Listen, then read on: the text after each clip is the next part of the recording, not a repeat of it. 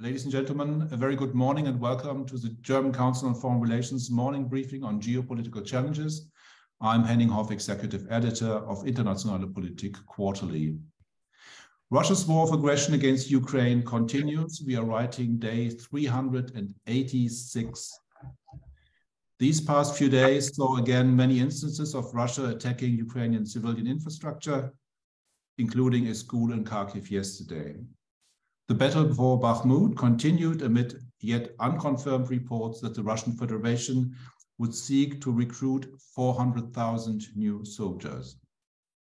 In the Black Sea over international waters, 2 Russian fighter jets brought down an unmanned US MQ-9 Reaper drone on Tuesday, which the US military called an unprofessional and unsafe intercept. The Russian Defense Ministry insisted that its fighters did not use airborne weapons and did not come into contact with the US drone. Russian Defense Minister Sergei Shoigu and US Secretary of Defense Lloyd Austin discussed the incident in a rare direct telephone call. The German government said the incident was a cause for concern. It also called on Moscow to extend the agreement for the export of Ukrainian grain from Black Sea ports, not only for another 60 days, it had been recently announced, but indefinitely. Chinese President Xi Jinping will be visiting Moscow early next week for talks with his Russian counterpart, Vladimir Putin. Xi may also seek to speak with Ukrainian President Volodymyr Zelensky. So next week should be quite interesting in terms of assessing where exactly China stands in the war. One of the questions Internationale Politik Quarterly will be addressing in its upcoming spring 2023 issue, which is focused on the EU-China relationship. Meanwhile, in the shadow of Russia's war against Ukraine, the political landscape in Central Europe has changed. And the extent of which these changes and what they mean for German and European policy will be the topic of this morning's discussion.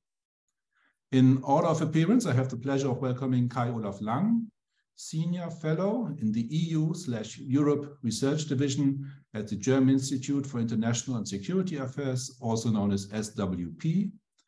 Kai-Olaf Lang is one of the leading German experts on Central and Eastern Europe, and he will share with us his assessment of the political reconfiguration of Central Europe and what it means. A very good morning to Kai-Olaf Lang. Next, we will be hearing from Viktoria Grossmann, who is the Warsaw correspondent of Süddeutsche Zeitung. She will add to the picture of a reconfigured Central Europe from her vantage point in Poland, and will also touch on the Czech Republic, which recently voted a former NATO general, Petr Pavel, as president, who will be in Berlin actually next week, including at the German Council on Foreign Relations. A very good morning, Viktoria Grossmann. Morning. And last but not least, we will have with us Milan, Senior Research Fellow at the Center for Order and Governance in Eastern Europe, Russia, and Central Europe here at the German Council on Foreign Relations. Milan really doesn't need an introduction anymore, but I still should mention that he has been instrumental in organizing these morning briefings from the very start over a year ago. He will focus his remarks today on Slovakia and Hungary. Good morning, Milan. A very good morning to all of you. Each speaker has about 6 to 7 minutes for their introductory remarks. We will be opening up for your questions and comments after roughly 30 minutes. For the Q&A, please raise your hand, introduce yourself, and put your question to the panel. You can also use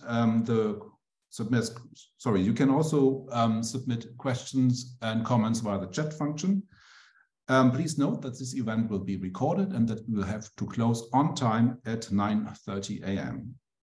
And with a last word of thanks to Jan Stöckmann from the Director's Office, who is supporting this series going forward, as well to our colleagues at the events and communications teams. I now turn to Kai-Olaf to start us off.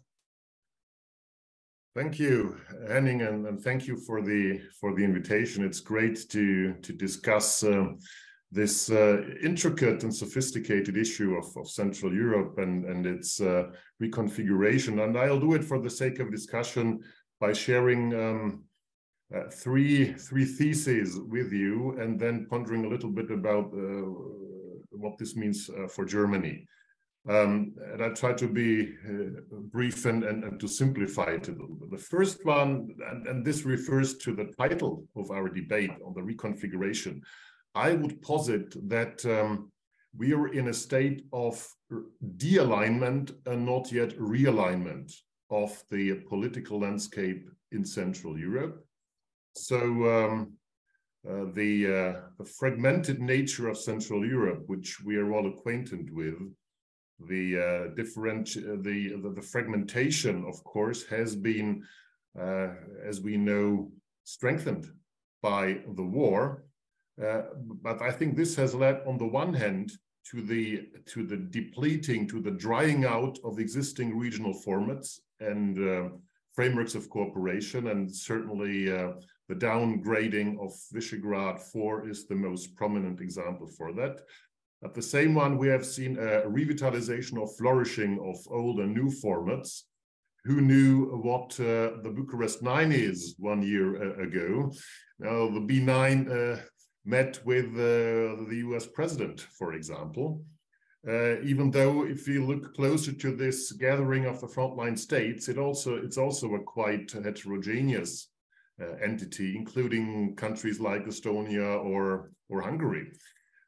So I would say, yes, we are seeing a variety of minilateralisms, but I think we're still in a process of searching, and the war has turned out not to be as a factor of uniting the region, but of course it has been subdividing the region and additionally kind of rearranging the formats and dearranging some. Second observation, I think that, as we all know, there is much debate about the rising power of Central Europe. I think there is a myth of a shifting center of gravity to the east of Europe.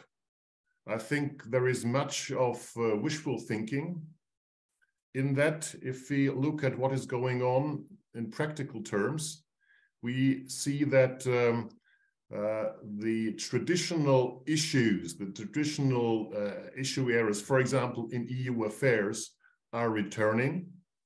So the old cleavages about socio-economic stuff, about migration, about climate policies are again on the agenda.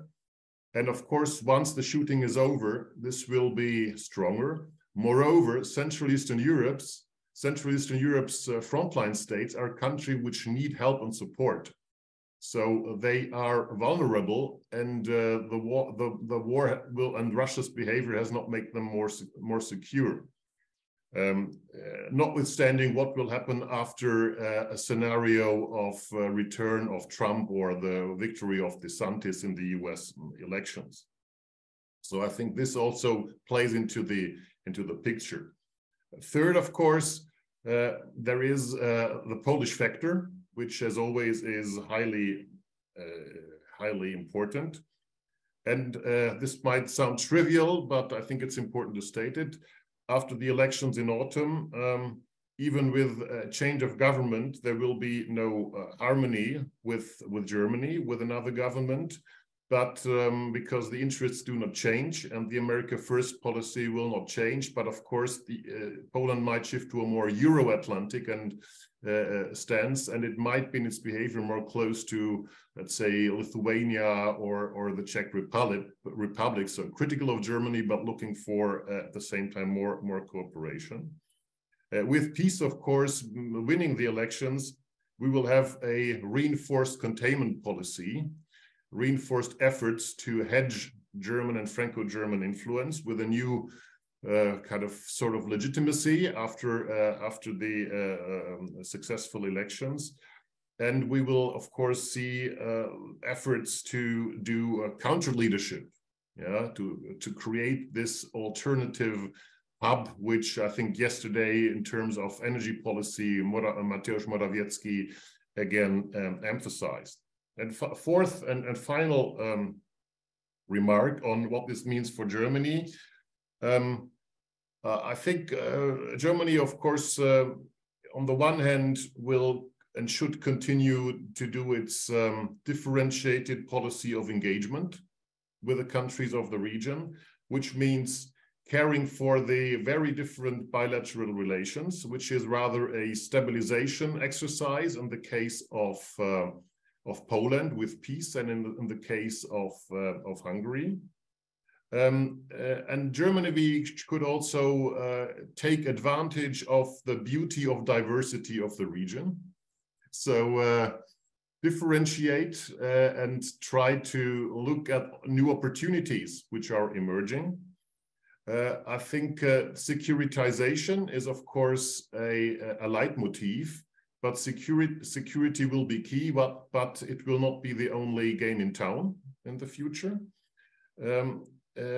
Germany could try to engage a little bit more, at least under the premise, under the precondition of democratic administration, coordination with the US in its efforts to Central Europe. The interesting remarks that we might have US, German, Polish military exercises, that would be an interesting signal on the hard side of the spectrum.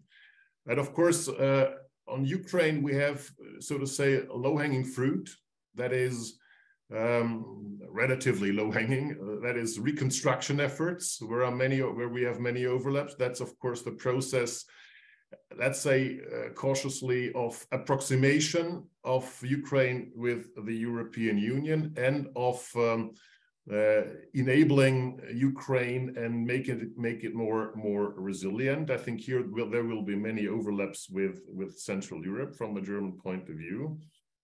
And of course, as I said, there are kind of some of these strained bilateral relations, but there are also new opportunities. I would say that the German-Czech relations will be could be a fulcrum. Yeah, even together with Slovakia, President Pavel and President Čaputová, when they met now in Bratislava on a common discussion organized by Deník N, the two Deníks N said they are planning a common trip to Ukraine, for example. So some years ago, there was the idea to do sort of German, Czech, Slovak, to do some German, Czech, Slovak entities. So I think this will fit in this strategy of engagement and differentiation. So it will be rather ambivalent for Germany, but I think given my assessment that there will be no linear rise of influence and power of the region, rather to the contrary in the long term. Germany, there will be new possibilities for Germany, and the overall mood with the region will change a little bit, which does not mean that we will have this kind of challenges in key bilateral relations, and especially this kind of Polish factor. Thank you very much, Kai-Olaf. Very, very interesting. I have many questions already, but I think we move on to Viktoria now. Maybe with the one remark that as far as I remember, you may correct me, but I think the trade Germany enjoys with Poland, Hungary, the Czech Republic, and Slovakia is as big or even bigger than the German-China trade. So it's there's many people sometimes think, oh, these three neighboring countries, four neighboring countries actually, are not so important, but yes, they are in terms of trade at least. If you only look at trade, you already see that the vast importance of our neighbors. Viktoria, please, your remarks.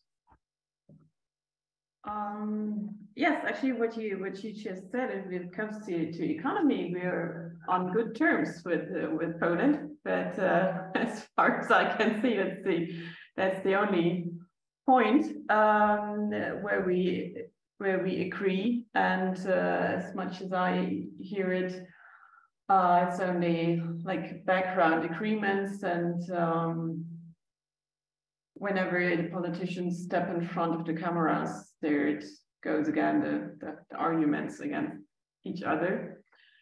And well, I don't know about the shift towards Central Eastern Europe, because I guess Kai-Olaf said there's we still have all the traditional connections within Europe, but still it's quite a strong sign of the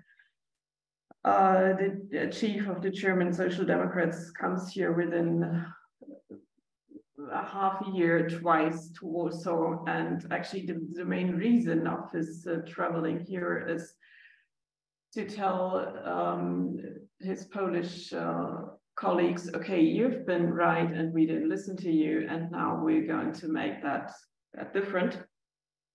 So I mean, yeah, it's quite a sign. But then on the other hand, if we talk about Europe being more well, stronger or more of a union since the war broke out, if you look to Poland, Poland is the one who's dividing, who splits from the others, and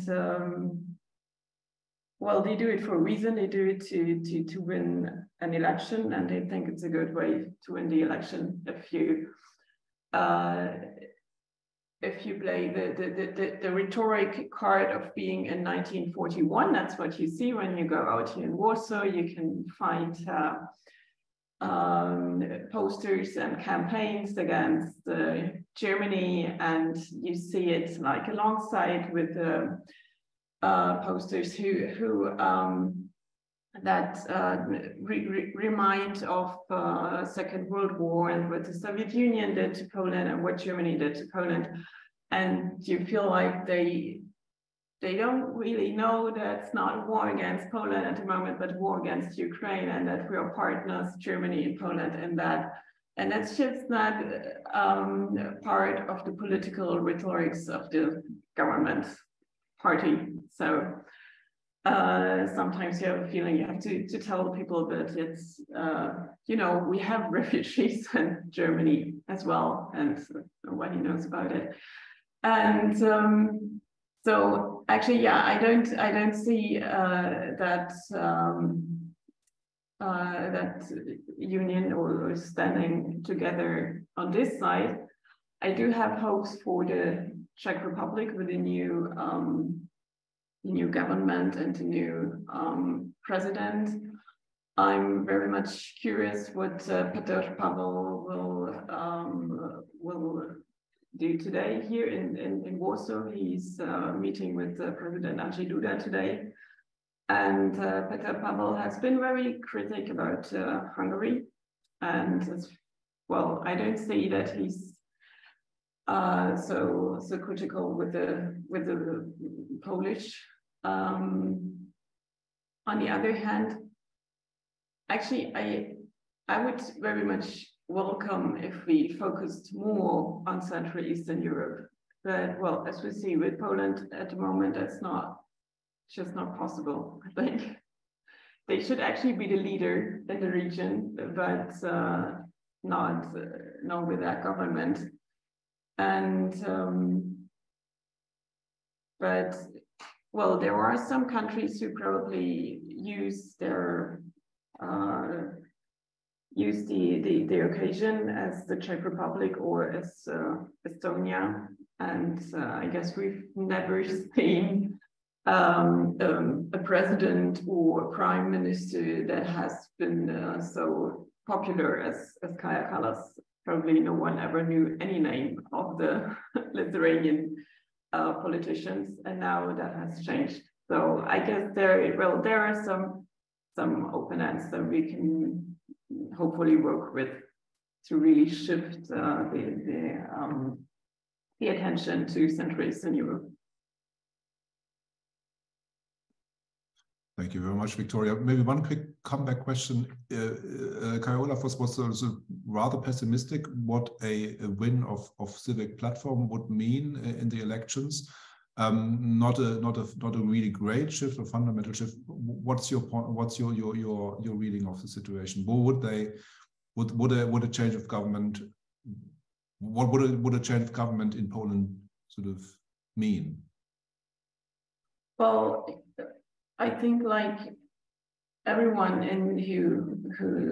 who's still hoping for a European European Union should hope for the change in the government. But yes, it's right. I mean, if the opposition wins, they will have a lot of work to do with their inner politics, and yes, they're standing very strong with the US, and I don't know if they will. They're more pro-European, but it's not like going to be easy and changing everything like in a minute. Sure. Thank you very much. Let's move on to Milan, please. Yes, thank you, Henning. Well, not much more to say after Kai-Olaf and Viktoria, but let me go through my points, maybe to enlarge the picture. So I think I would start with underlying that the elections in Poland in the autumn and snap elections in Slovakia in September will be a turning point for the whole region.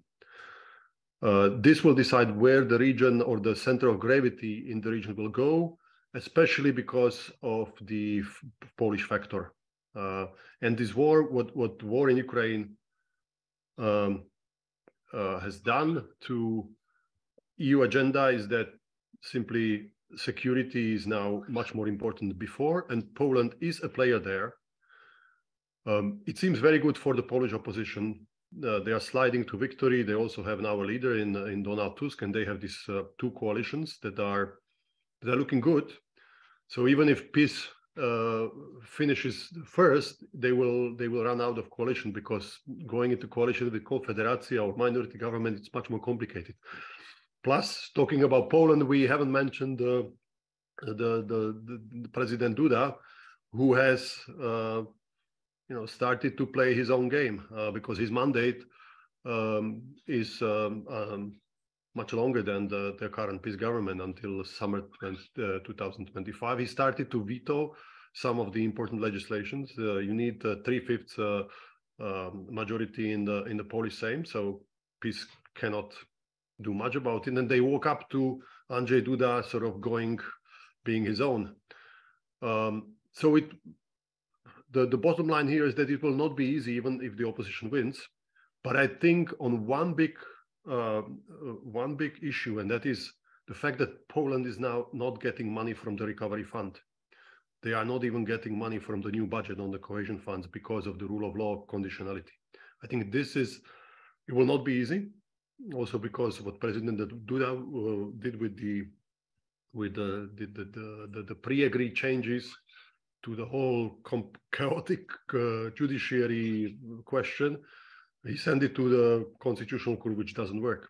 So it will not be easy, but it will be an opening for Poland to return to the EU table with a bigger sort of impact than it is now. So my first point would be primacy of Poland in the region, but Poland is marginalized in the EU, except the security question and support for Ukraine. It will be an opening for Poland to come back and to bring the full weight of the region in the EU if the opposition wins. Second thesis from my side is that populism in Central Europe is down, but is not defeated, is not out, and it will return with both elections, especially in Slovakia, where Robert Fico, the ex-prime minister, the head of Smer party, who has radicalized a lot and is going to win probably. It doesn't mean that he will win with some 20%. So it doesn't mean that Slovakia can become little Hungary. If he wins, it can repeat what happened in 2010. So the kingmaker will be Petr Pellegrini, a splinter from Fico, but it very much depends. The whole election results in my home countries of Slovakia will depend on who will get to the parliament and what happens at the fragmented center-right. I would even say that populism it's down, but not out in the Czech Republic. And the reason for it is that the underlying factors are still there. You have a lot of resentment You have a lot of resentment against the elite and the government in the neighboring regions, former Sudetenlands, which are really impoverished and neglected by the central government, and which are perfect ground for the populists, including Andrej Babiš or Tomio Okamura from the far right. And now you have two crises that makes it difficult for government to do something and easy for the populists to mobilize support. That's a living cost crisis and inflation. And second, the war in Ukraine is also polarizing Czech society. Now, both the government and the president are very pro-Ukraine, but that's a fuel to the resentment and to the sort of backlash of the society, the part of Czech society that is anti-Ukraine. And those occasional demonstrations at the Wenceslas Square in Prague are testimony to it. They are very well organized. You know, Russian embassy plays the role there, but Czech society is also divided. So it's not completely out. And the biggest sort of issue in the Czech domestic politics was a fiscally prudent decision of the government to sort of skip annual increase of the pensions from June. Very unpopular. And the first decision of newly appointed President Pavel was actually very clever, because he said, okay, he signed it into law, but he also reprimanded the government how they did it, and that they were not sort of ready to also look at their own salaries as a sort of symbolic signal and a sign to those people who feel that political elite is taking care of itself, not to sort of, you know, be prudent about themselves. My third and last point is about his comment to what Kai-Olaf was describing as a de-alignment in Central Europe. I think it's clear that we don't have a Visegrád Group of its own name. We have a Visegrád region, and there is Hungary is now isolated on the war in Ukraine from the three others. But you also have an interesting sort of rapprochement between Czechs and Poles, especially on the level of governments and the prime ministers. Not many noticed outside of the V4 region that the usual meetings of prime ministers before the European Council did not take place since December. Let's see what happens next week.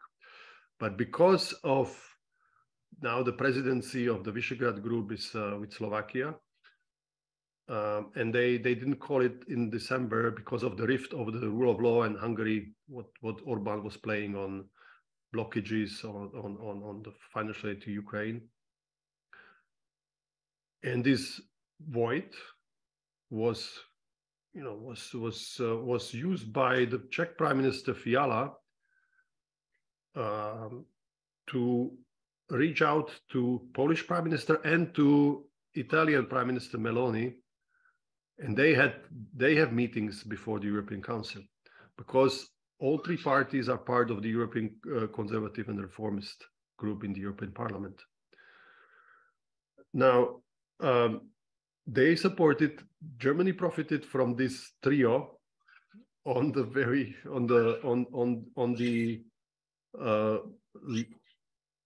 when he decided to block the decision on the combustion, when it asked for exemption on the combustion engine ban from 2035.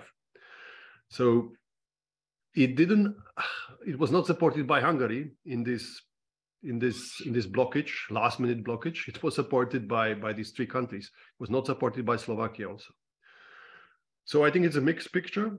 In this de-alignment, also Slovak-Hungarian quarrel is back.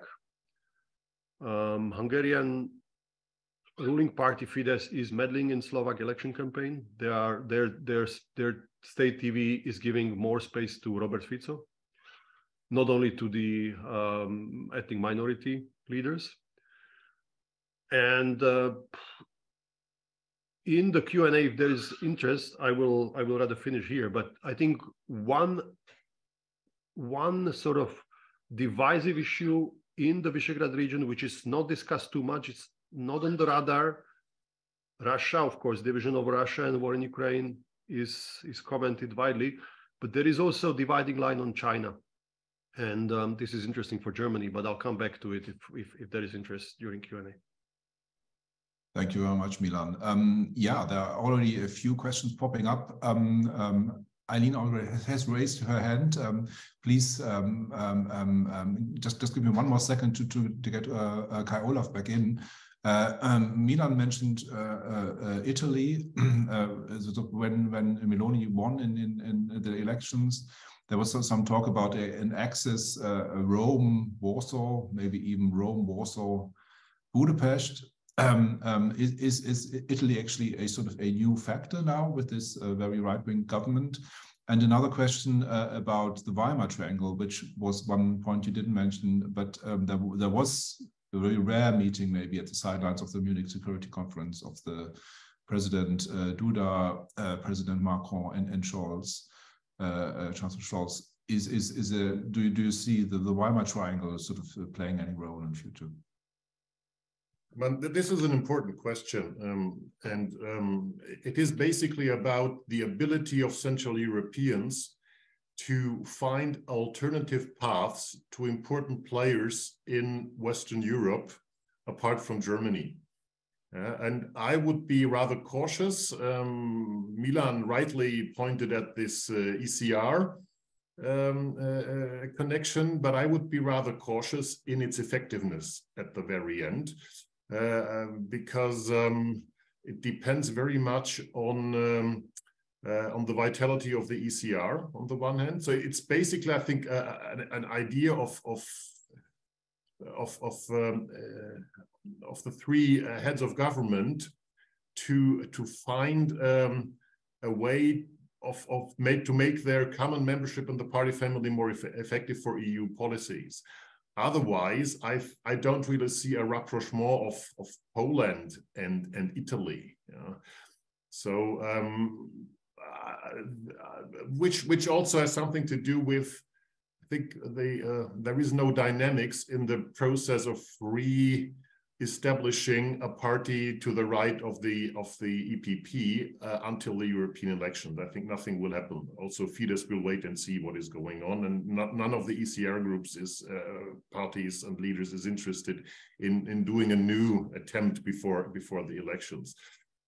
Interestingly, I think Viktor Orbán is selectively more effective. He had the meeting with Macron, yeah.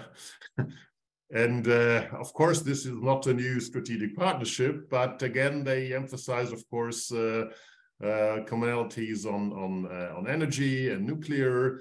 And of course, they emphasized, Orbán was criticizing the EU's approach to Russia, but of course, Macron said how important it is to keep the unity and so on. So this is, at least selectively, a bit more important, but in general, I think the Central Europeans still will have to come back to Germany. That's the problem for them, which also has to do with the fact that France has never been able to develop a consistent approach and strategy vis-a-vis Central Eastern Europe. Weimar Triangle, I mean, I think there's going to be a meeting of the Secretaries of European Affairs, of the Ministers of State of European Affairs at the beginning of April, where they invited the Ukrainian, where they want to unite the Ukrainian counterpart in Poznan.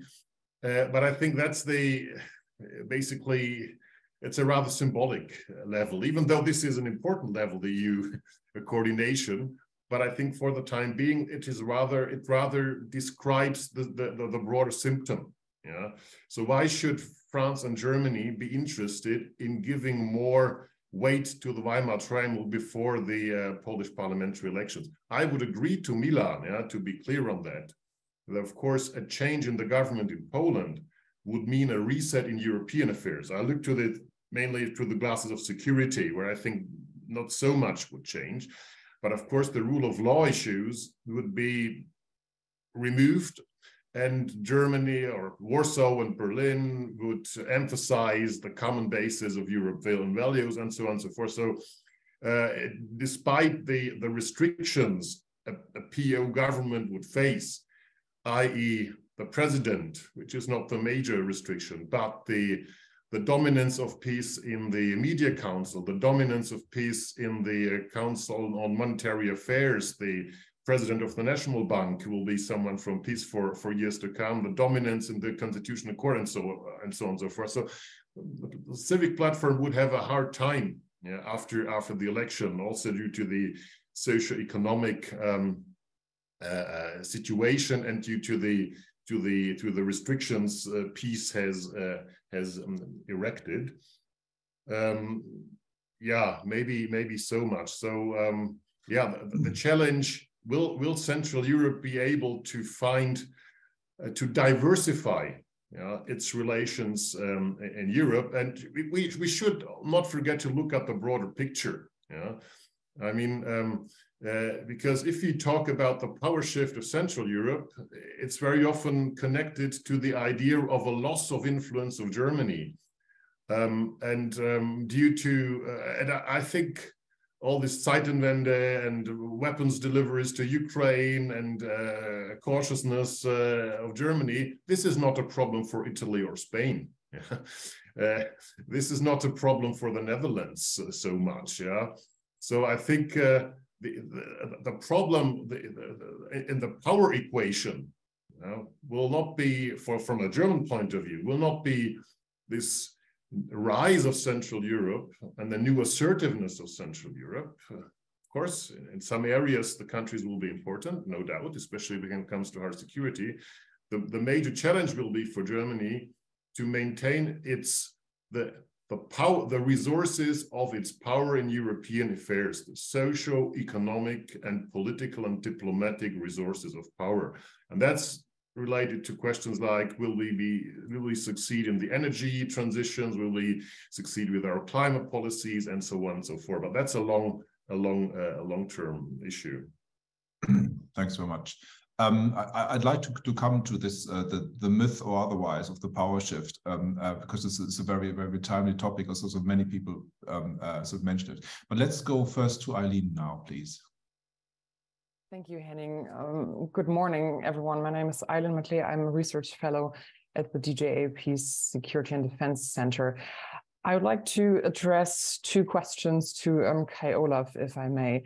Firstly, how do you perceive the Baltic states' expectations towards Germany in providing security and defense for them, and perhaps even the wider region, the so-called northeastern flank of NATO?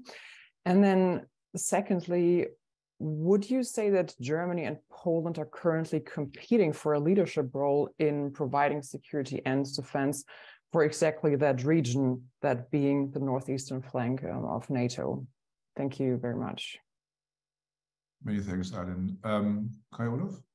I think the expectations on the part of the Baltic states are quite clear. I mean, they have I think a more pragmatic attitude, because they, of course, just like Poland, they pursue an America first policy when it comes to security guarantees. But at the same time, they also want more Germany. I mean, if we follow the debates in the Baltic, in Lithuania, about the upgrade to the brigade size level, the voice is, especially Landsbergis, the foreign minister, I think less so the minister of defense, Anušauskas, but they want more Germany, right?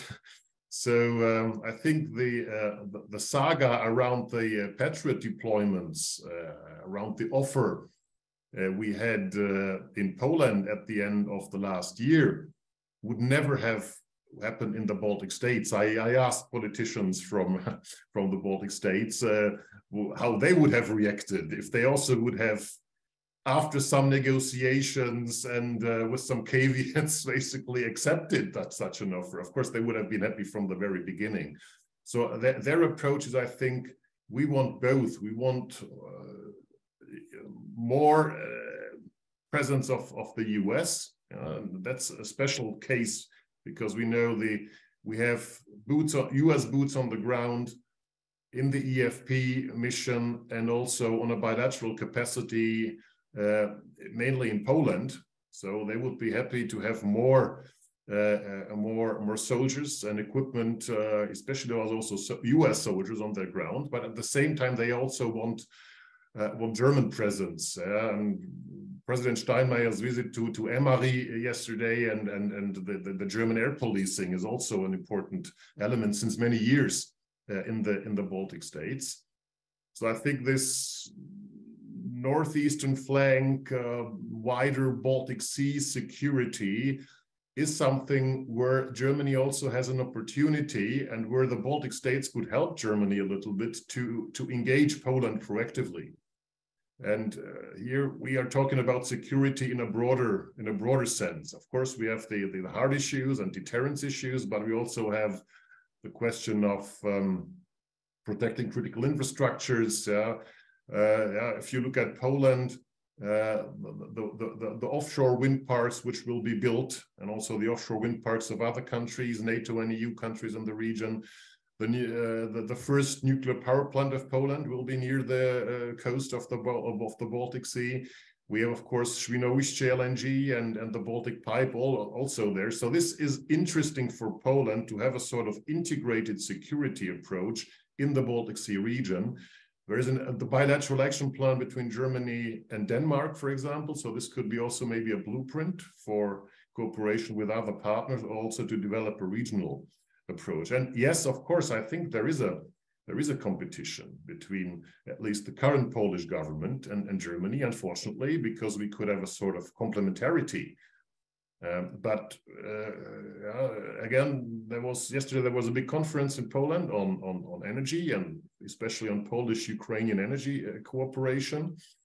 For example, one participant there said they would like to create synergies in the nuclear field between the US, Poland, and Ukraine, which means because Westinghouse will probably build the first nuclear power plant in Poland and will also probably engage in Ukraine, and so they could coordinate their supply chains and so on. But in general, Morawiecki said, we want to be the energy hub for the region. We also want to build new interconnections. The Stork 2 pipeline with the Czech Republic, use the interconnection of the gas pipeline with Slovakia for imports from Świnoujście or for FSRU, which is planned in Gdańsk. So I think, yes, that's the rebus sextantibus, that's the configuration. Competition rather than cooperation for reasons which have to do with the geopolitical assessment and the assessment of Germany on the part of the governing camp in Poland. I think we should look indeed at the year 2024 and the US elections when people have begun to ponder about it. But I think the ramifications for Central Europe, the ramifications for what it means for these countries and their relations to Germany, they will be quite considerable. If I may jump on this. Sorry, but one last thing. I mean, what we also see, and that will also be, I think, a test for Germany's effectiveness in terms of security policy, the Sky Shield initiative. For the Baltic states, the domain of air defense is key. So that's certainly one of the reasons why they happily joined the initiative. We will see how this will work out at the very end. And also here we have Poland not being part of it, and in an ideal world, for good reasons, which I can understand because they are much more advanced in their air defense, multi-layered air defense plans than the neighbors. But also here, there might be a sort of complementarity, integrated with NATO. But this requires, I think, early coordination. But I think this Sky Shield initiative will be one interesting test to see if not only a German offer is accepted. It was accepted by many countries, not by France, not by Poland for the time being. But if it works, that would be a contribution, especially also in the Baltic, in the broader Baltic Sea region, where Germany could show that it might deliver in a sort of constructive way. Thanks so much. Milan, you have a quick point, and then very briefly, Eileen, I would just point out to, in terms of Baltic states, that they're also Eurozone members, and they need Germany, and they cultivate Germany, and they are much more constructive towards Berlin, except maybe their defense ministers and their criticism of obvious shortcomings on the German side. But here, President Steinmeier plays an important role of actually, keeping these channels open. Also, on the president's level, there is no coincidence that the new Czech president, Pavel, after visiting Slovakia as a customary visit, is in Warsaw today, and only then he will go to Berlin. But I think there is an interesting sort of window of opportunity with the veteran German President Steinmeier, with all his contacts, also in the Baltic states, with the securitization of German relations with these countries, with the new German initiatives in the region, not only the Sky Shield, but also the deployment of air defense in Slovakia, to actually use this as in a positive way, as an opportunity. Also, Boris Pistorius, as a new defense minister, started well, with a very good, phone calls or side meetings with his counterparts from the region in Stockholm at the EU defense ministers meeting. On Monday, there will be a FAC, so foreign affairs ministers meeting in Brussels with the defense ministers later. So this also has not only NATO dimension, but also EU dimension. And my second point is about critical thing for the Baltic region is Nordic security with the NATO membership ratification for Finland and Sweden. And there, the problem is Hungary. Hungary still, except Turkey, but Hungary is still playing its own game. It has postponed the parliamentary ratification of membership of Sweden and Finland already for, I don't know, I stopped counting. Although Viktor Orbán, as Prime Minister, says we will, in the end, we will support it. We will not be the reason for blocking it, but they want to use it in their very cynical sort of transactional way. And this is a problem within the Central Eastern Europe region, and a reminder that the region is really divided internally, including over the core issues. Many thanks, Milan. Viktoria, I wanted to bring you in again, also with the question of, do you see this competition between Poland and Germany in terms of sort of who becomes the military, the sort of most important military on the continent? Poland is now spending 4% of GDP, I think, on defense this year. Germany is still struggling to meet the 2%. There are lots of sort of efforts really to strengthen the Polish armed forces. Do you see this competition? And the other question I wanted to put to you comes from Klaus Wittmann, who asked about this sort of whether a very demonstrative outreach from the German side to the Polish side would be something which would work. I mean, you already mentioned Scholz was in Warsaw already twice, and there are many high-level visits to Warsaw. But would a sort of a new brand visit where someone sort of makes a sort of gesture of asking for forgiveness, would that change anything? No. No. Really, I mean, this government is just lost for anything. I mean, we are partners in the European Union, we are partners in NATO, and German soldiers are here in Poland, and they gave the Patriot system here. And we are both educating Ukrainian soldiers, and it's just nothing that anyone in that Polish government would say openly. They're just, they're not talking about Germany as partners, and they're really not behaving like they want to be our partner. They're not constructive in any terms.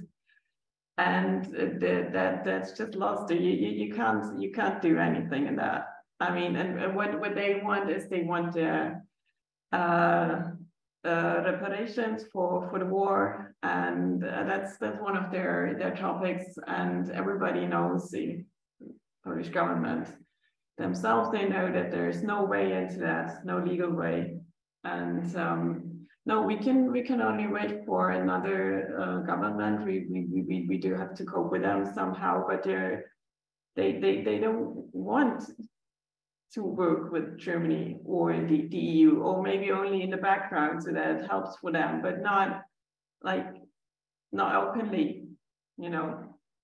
So we can't really do anything right. I mean, maybe there would be politicians even in opposition who would probably welcome some sort of I don't know, apologies, or at least some talking about what we did in the past, not only from the Social Democrats, but of course as well from Merkel's CDU. And we haven't heard that so far, and that's well, everybody knows that here. That's very, very closely watched, and so that would be a fine gesture probably. But no, apart from that, thank you very much. I see that we're getting friends with the peace government. Yeah, Kai-Olaf wanted to come in as well. I mean, the broader question is, what is the function of the region for Germany? And that's for a 2 days conference. But I think one aspect is important to me in the current context. I mean, we have the permanent challenge of who are Germany's partners, and what gives Germany legitimacy to lead. And I think Germany needs the countries of the region, to generalize a little bit, in order to have partners, especially among the middle-sized and smaller members of the EU, to gain authority to lead, because that's exactly what Warsaw does. They question the moral authority to lead. That's the common denominator of the "you were wrong with your Ostpolitik," and we want reparations. So there is still open questions, even financial open questions, with regard to the Second World War, which also reduces your moral authority. And this can be counterbalanced from a German point of view by finding ways, at least to those countries which are willing and which are ready. And I see the Baltic states especially important because they are exposed and vulnerable frontline states, which are ready to do it with Germany, which, as Milan pointed out, have a rather pro-European, a quite pro-European stance. They joined the Eurozone when the house burned at the beginning of the 2010s. And also, of course, with countries like the Czech Republic or Slovakia. So I think that's the rather it's or even with Romania, by the way, which is neglected very often, which is not so small and which has also an important geopolitical role. So yeah, we have this multifaceted situation, but it's kind of partners in leadership and partners for legitimacy. In other words, that is my experience with the last 2 decades. Germany usually had a problem with leadership and its position in the European Union and even in transatlantic relations when German-Polish relations were bad. Because Poland was always, to the outside world, German-Polish relations, well-working German-Polish relations, were evidence that Germany did well with the smaller countries, with Central Europe, and of course also with regard to Aufarbeitung and issues related to the past. Now this has changed, I think, because people rather, that results from also the impression that I have talking to politicians, diplomats from other countries of Europe and even other parts of the world. People feel rather an unease with this confrontative approach of Warsaw. I'm a cautious guy. I'm a Polenversteher rather. So, and I think they're also there's a lot of issues where Germany can be criticized, and in the past, the peace at some points has finger pointed the right things. What could Germany do? I think, yeah, be strategic patience, and there is this nice German word, Passivitätskompetenz, and following the policy of the outstretched hand, knowing that the hand will not be that this will not meet response very often. And and then I think in autumn, yeah, we will have all to see how things will develop. Final sentence. I mean, the risk in Warsaw is that they take the US for granted. And this is of course an appropriate strategy as long as the US has this containment strategy in Eastern Europe and against Russia. But there are interesting cases. I mean, Mark Brzezinski, the US ambassador in Warsaw, was summoned to the Polish Foreign Ministry because there was a critical TV program in TVN24, the most important critical kind of TV station, critical of the government, which has a US owner. And this shows that all these issues around values, media freedom, pluralism, rule of law, and so on, they have been sidelined, but they have not been gone away. And of course, this would again change with the victory of Trump, DeSantis, or whoever. But it's for me an indication that it's not a complete harmony in US Polish relations, even though we have this kind of security and defense-based special relationship, which is very stable. Thank you very much. Maybe one quick point on this. We should spell it out that Milan, hold it, because we have only 5 minutes left. We go to Peter Linke now for a final question, and then we sort of go through the panel again, reverse order. You've got the first, you were the first to speak, so so sort of please park for a moment. Peter Linke, please. Thank you very much. Maybe the question is a bit far off, but I would like to address it to Ms. Grossmann. Are there any new developments in Czech-Taiwan relations? We had the debate 2 years ago. We have the debate now in the Baltic states about relations with Taiwan. I think Czechia 2 years ago was one of the forerunners in this respect. Are there any new trends, any new developments? Thank you very much. First things, Petr Pavel did he found he found the Taiwan president. So I mean, yes, you could expect that they're going on to confrontation with Peking. No, well, I mean, it's quite a statement that he is well looking for some sort of a partnership with Taiwan, or at least they're talking with each other, and Prime Minister Petr Pavel backed him in doing so. So, yeah. Thanks so much. Maybe we start with you then. This sort of our final round, Viktoria. I wanted to ask each of you sort of this, what Kai-Olaf said. So it's the myth of changing of power moving eastwards and the rise of Eastern and Central Europe. What's your very sort of short assessment of that? Is it happening, or is it a myth?